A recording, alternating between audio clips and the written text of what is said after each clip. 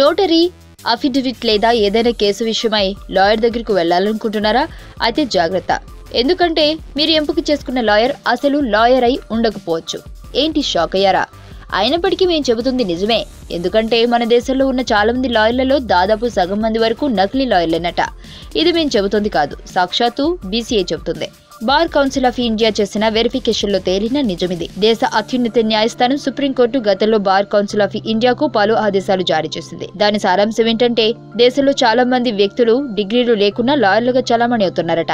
ఇంకా కొందరైతే ఎలాంటి విద్యార్హత లేకుండా ఏకంగా కోర్టులోకి వచ్చి కేసులు వాదిస్తున్నారట.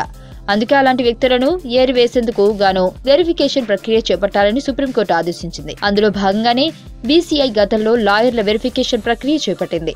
అయితే దేశవ్యాప్తంగా వెరిఫికేషన్ చేయాలంటే లాయర్లు చాలా మంది ఉంటారు కాబట్టి ఆ ప్రక్రియ కొంత ఆలస్యమైంది. ఈ క్రమంలోనే 2015 ఆగస్టు వరకు బీసీఐ వెరిఫికేషన్లో చాలా విషయాలు తెలిసాయి. అప్పటికి వారు చేసిన వెరిఫికేషన్ ప్రక్రియలోనే దేశంలో దాదాపు 30% మంది నకిలీ లాయర్లు ఉన్నట్లుగా గుర్తించారు. కాగా వెరిఫికేషన్ ప్రక్రియను జనవరి 2017 నెలాఖరు కావడంతో ఇప్పటికీ ఆ ప్రాసెస్ పూర్తయింది. ఈ క్రమంలో మన దేశంలో ఉన్న నకిలీ లాయర్ల సంఖ్య ఎంతో తెలుసా? 45%. ఇప్పటికీ ఉన్న లాయర్లలో దాదాపు 45% మంది లాయర్లు నకిలీ అని బీసీఐ గుర్తించింది. ఆ మేరకు వివరాలను సుప్రీంకోర్టుకు తెలియజేసింది. ఇక సుప్రీంకోర్టు నకిలీ లాయర్ల పట్ల ఎలాంటి చర్యలు తీసుకుందో వేచి చూడాలి. ఏదేమైనా మీరు లాయర్ దగ్గరికి వెళ్తుంటే మాత్రం ఒకసారి అన్ని వివరాలు చెక్ చేసుకుని వెళ్లడం మరీ మంచిది. లేదంటే నకిలీ లాయర్ చేతిలో బలవాల్సి వస్తుంది. మీకు తెలియని మరిన్ని రహస్యాలను తెలుసుకోవాలనుకుంటున్నారా? అయితే సబ్స్క్రైబ్ చేయండి రహస్యవాణి.